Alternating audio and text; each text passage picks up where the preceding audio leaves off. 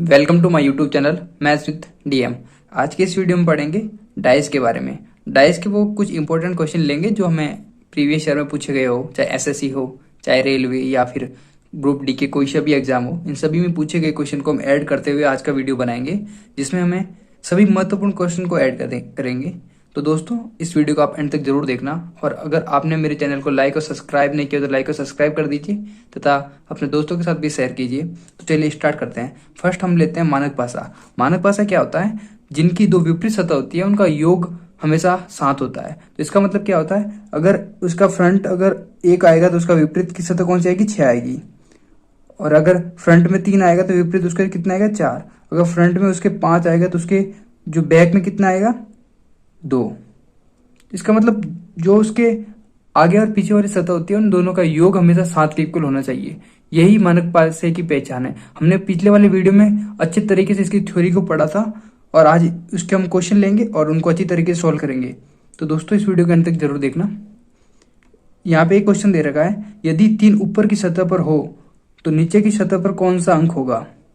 जब तक मानक पासा दे नहीं रखा होता तब तो हम उसको सिंपल पासा ही मानेंगे। यहाँ पे हमने मानक पासा अलग से लिख रखा है, इसका मतलब ये सारे क्वेश्चन मानक पासा के होंगे, ठीक है। तो हम यदि ऊपर की सतह पर अगर 3 दे रखा है तो नीचे की सतह पे क्या होगा? हमको पता है अगर मानक पासा होगा तो उसके आगे और पीछे की सतह का योग हमेशा 7 होता है। तो आगे वाली जो सतह है, जो ऊपर वाली सतह है 3 है, तो उसके नीचे वाली सतह कितनी होगी? 4। तो इसका मतलब हमारा आंसर नंबर कितना हो जाएगा? सी करेक्ट हो जाएगा। अगर सेकंड क्वेश्चन हमारा है, अगर 5 के विपरीत सतह पर क्या होगा? हमें पता है अगर मानक पासा है तो 5 होगा तो उसके विपरीत हमेशा 2 ही आएगा, क्योंकि मानक पासे की पहचान ही यही होती है, जो उसकी 2 सतह होती है उनका योग हमेशा 7 होता है। जो आगे और पीछे की जो सतह होती है उनका योग हमेशा 7 होता है। तो इसका मतलब उसके 5 ऊपर दे रखा है तो उसकी विपरीत वाली सतह पर कितना हो जाएगा? 2। तो इसका मतलब हमारा आंसर नंबर कितना हो जाएगा? ए, 2। तीसरा क्वेश्चन ये है, यदि 4 नीचे की सतह पर हो तो ऊपर की सतह पर कौन सा अंक आएगा? अगर 4 नीचे दे रखा हो तो ऊपर की सतह पर कितना आएगा? 3 आएगा, क्योंकि मानक पासे की पहचान होती है जो उसकी जो विपरीत वाली सतह होती है वो हमेशा ऐसी संख्या आएगी जिसको जोड़ने पे 7 आए। तो या 4 हम कितना ऐड करेंगे? 3 ऐड करेंगे तभी तो 7 आएगा। तो इसका मतलब 4 की विपरीत वाली सतह क्या हो जाएगी? 3। इसका मतलब हमारा आंसर नंबर 3 सही होगा। तो आंसर नंबर डी हमारा सही है। चलते हैं नेक्स्ट क्वेश्चन की ओर, जिसमें हम आज सामान्य पासे को दोस्तों हम सेकंड पढ़ेंगे। सामान्य पासा, जिसे हम स्टैंडर्डाइज बोलते हैं, ये पासे का सेकंड पार्ट है। तो इस प्रकार के क्वेश्चन को हम कैसे सॉल्व करेंगे? जैसा कि हमने ये दे रखा है, फर्स्ट क्वेश्चन दे रखा है, यदि नीचे 3 है तो ऊपर कौन सी संख्या होगी? मतलब 2 पासा हमें दे रखा है और उसमें हमें दे रखा है कि नीचे की संख्या हमें 3 है तो ऊपर कौन सी संख्या होगी। तो इस प्रकार के क्वेश्चन को हम कैसे सॉल्व करेंगे? दोनों पासा के अंदर एक जो कॉमन संख्या है उसे हम ढूंढेंगे पहले। तो यहाँ पे कौन सी संख्या है कॉमन? 4, और इधर भी 4 है, तो हम इसको लिख देंगे ऐसे, 4 है। फिर उसके बाद क्लॉकवाइज घूमेंगे, तो क्लॉकवाइज घूमेंगे तो क्या आएगा? उसके बाद 2 आएगा, फिर क्या आएगा? 1, ऐसे क्लॉकवाइज घूमने पे। फिर इधर से भी हम कॉमन जो संख्या है उसको लिख देंगे।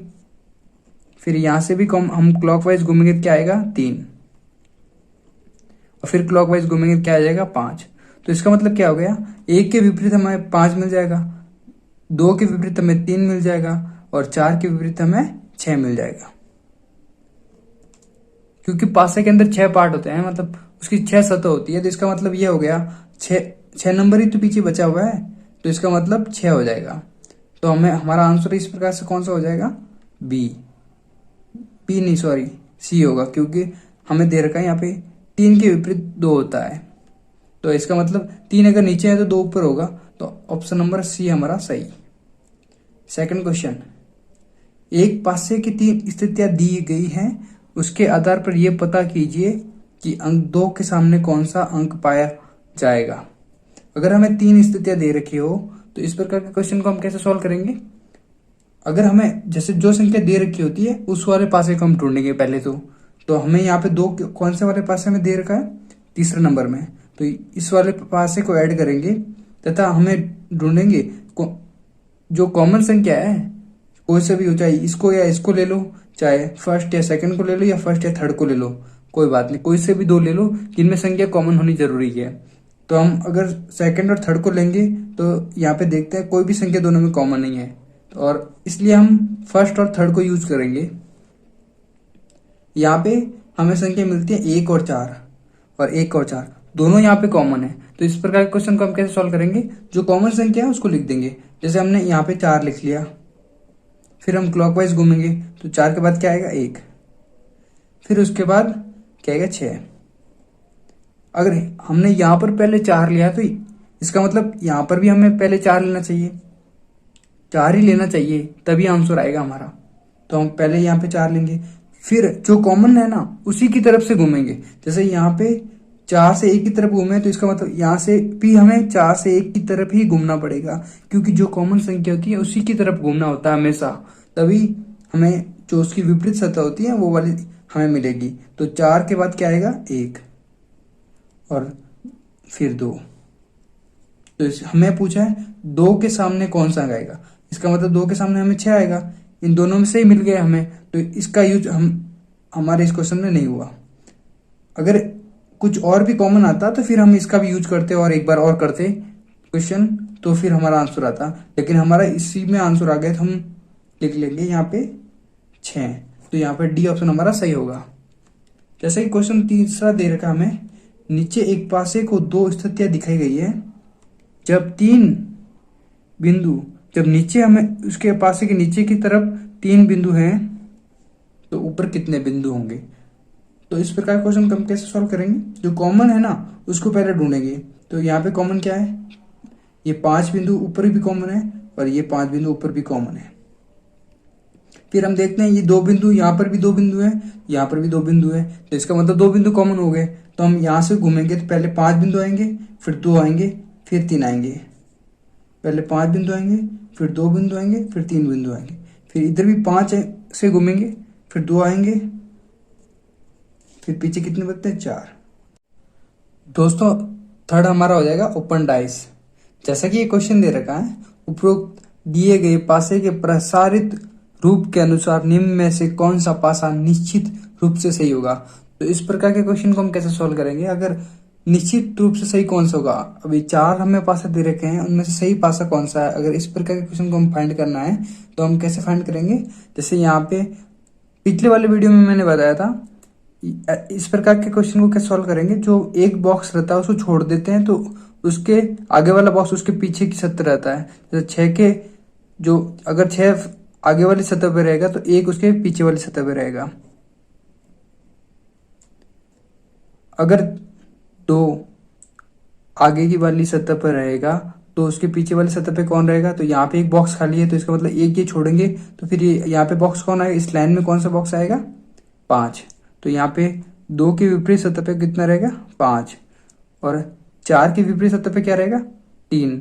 मतलब एक बॉक्स ये वाला छोड़ा तो आगे बढ़ते हैं तो फिर यहाँ पे कोई सी भी लाइन देखेंगे तो उसमें 3 मिलता है, तो इसका मतलब 4 की विपरीत सतह पे कौन सा होगा 3। तो हमें ऐसा पासा ढूंढना है जिसके आजू और बाजू में कोई भी संख्या ऐसी आनी चाहिए जो उसके विपरीत नहीं होनी चाहिए। जैसे फर्स्ट ऑप्शन हमारा दे रखा है 6 4 1, तो मतलब 6 के जो बाजू में जो संख्या दे रखी है तो यहाँ पे हमने निकाला 6 के जो विपरीत वाली सतह होगी ना तो इसका उसके ऊपर 1 होना चाहिए। तो यहाँ पे हमें 6 के जो बाजू वाली सतह है वहां पे 1 मिला, तो इसका मतलब ये आंसर हो गया हमारा गलत। बी दे रखा है 3 2 5, तो यहाँ पे देख लीजिए जो 5 है, 5 की जो विपरीत सतह है वहां पे 2 होना चाहिए, इसका मतलब 5 के बाजू में 2 नहीं आना चाहिए। तो यहाँ पे हमें 5 के बाजू में 2 है, इसका मतलब ये भी गलत। थर्ड ऑप्शन हमारा हो गया 1 2 3 ऐसे दे रखा है, तो यहाँ पे देख लीजिए 6 है 2 है, तो 2 के विपरीत क्या आता है 5, तो 5 यहाँ पे कहीं पे भी नहीं है। 1 है तो 1 के विपरीत 6 है, तो यहाँ पे 6 कहीं पे भी नहीं है। और 3 है तो 3 के विपरीत 4 होना चाहिए, तो 4 ये भी 4 यहाँ पर भी नहीं है, तो इसका मतलब आंसर हमारा सी सही हो गया। ऑप्शन डी भी हम चेक कर लेते हैं। जैसे 4 दे रखा है तो 4 के विपरीत 3 होता है तो उसको बाजू में नहीं आना चाहिए, तो यहाँ पे 3 बाजू में आ गया, यहाँ पे दे रखा है, तो इसका मतलब ये ऑप्शन डी भी हमारा गलत हो गया। जैसे सेकंड क्वेश्चन ओपन डाइस का, उपरोक्त दिए गए पासों के अनुसार नीचे दिए गए पासे के चिन्ह के स्थान पर कौन सा अक्षर होगा। मतलब दो डाइस दे रखी है, तो इसमें जो यहाँ पे क्वेश्चन मार्क दे रखा है यहाँ पे कौन सा चिन्ह होगा।